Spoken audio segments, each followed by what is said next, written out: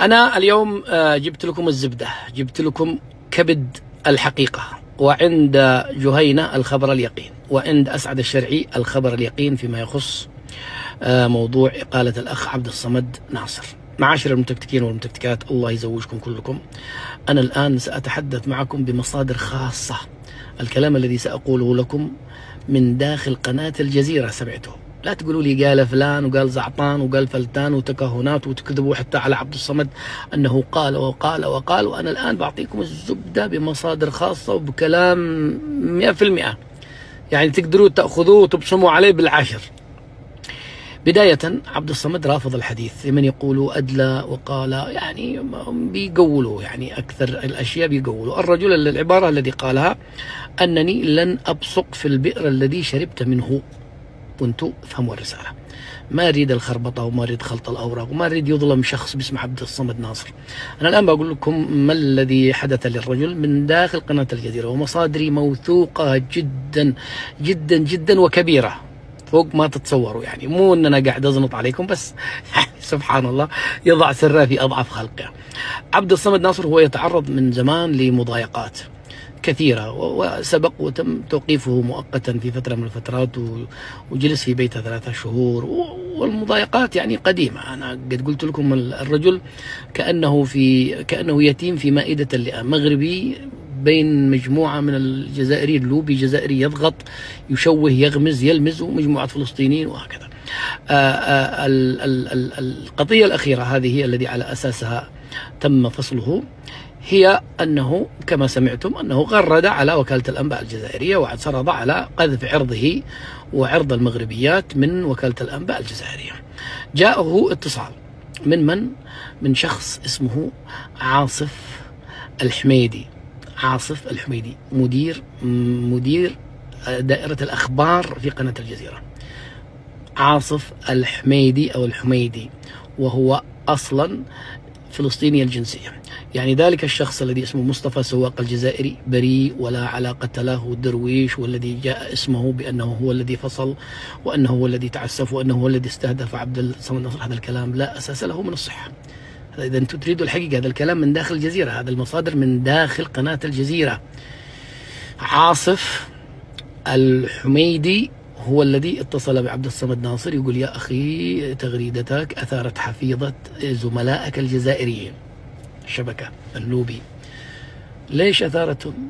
قالوا يعني فيها غمز ولمز على دولتهم. قال له: طيب لماذا لم تثير حفيظتكم أن أعراضنا تقذف من وكالة الأنباء؟ قال: والله يا أخي هذا زملائك، وهناك إجماع على أنه تغريدتك خطأ وكذا، وعليك أن تعدل أو تحذف التغريدة. قال: أنا ما راح لا أعدل ولا أحذف.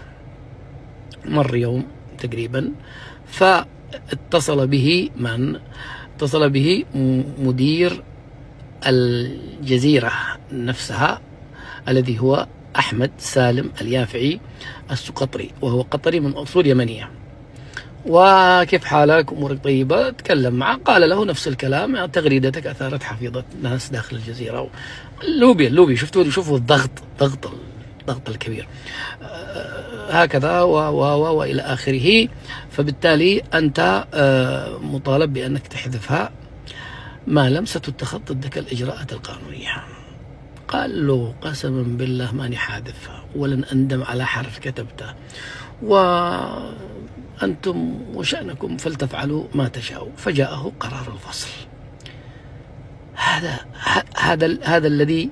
هذا الذي حصل، وهؤلاء هم الشخصين اللذان اتخذا القرار في مسألة عبد الصمد ناصر. أنتم أقحمتم واحد اسمه مصطفى سواق جزائري ولا له علاقة، المهم عندكم جزائري بس تلطوه، لا في ضغط جزائري. لكن هذا الشخص الذي أوردتموه مسكين درويش، حتى قالوا مو خبيث يعني مثلهم، مو خبيث مثل الجزائريين. الأمانة يعني الواحد يخاف الله، ما يحب يظلم أحد، يعني ما يعني ترموها على واحد ما له علاقة من حيث الأساس، ولا يهش ولا ينش داخل الأخبار. فهذا الشخص اللي هو فلسطيني، الذي هو جاءته الضغوطات ثم انتقلت إلى مدير قناة الجزيرة الذي أحمد اليافعي.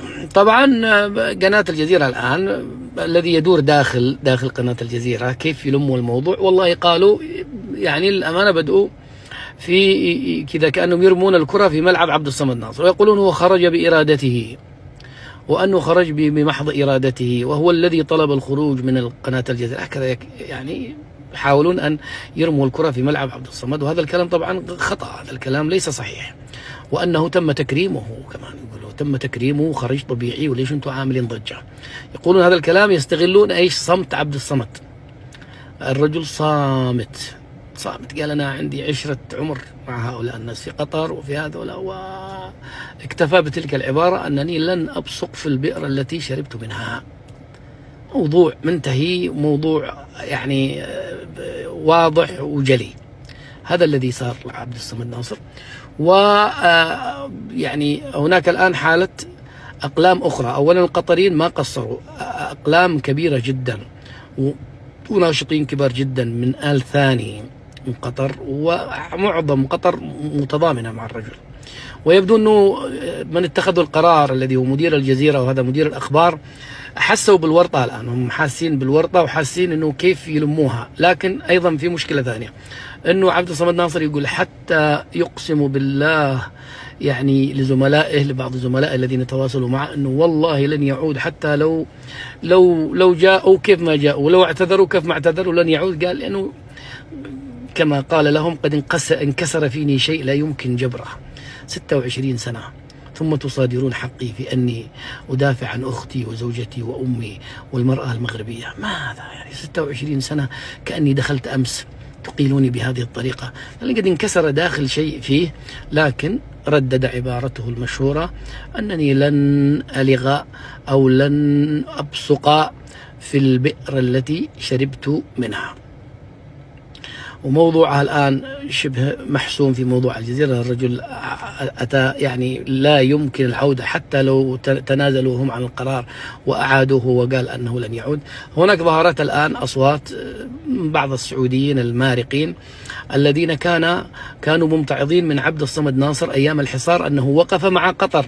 شوفوا المعادلة كيف، شوفوا المعادلة المؤلمة. أنا اطلعت على مجموعة تغريدات لأقلام سعودية مريضة أنا أعرفها من أيام الحصار قطر ومن أيام حرب اليمن، ناس مأجورين ومقهورين لأنه يومها عبد الصمد ناصر كان من أكثر الناس دفاعا على عرض الإنسان المغربي القطرية وعرض الشيخة موزة وعرض القطريون كلهم. وقف ضد الهجمة على قطر وتشويه قطر وسب قطر والقطريين والقطريات. كان من أكثر الأقلام عبد الصمد ناصر، وأنا أذكره جيدا في تلك الفترة. هذا كل ما في الأمر، وهذا الكلام الذي أقوله لكم من داخل قناة الجزيرة أقسم بالله أنه من مصدر موثوق 100% ومن قريب من صناعة القرار، علشان لا تفكروني قاعد الآن أشطح قدامكم أو شيء. لا أنا عندما أعطيكم خبر أعطيكم خبر، وهو هذا الكلام، وهذا الكلام الذي أنا قلت لكم لا زيادة ولا نقصان. الأخ عبد الصمد ناصر الآن سيشق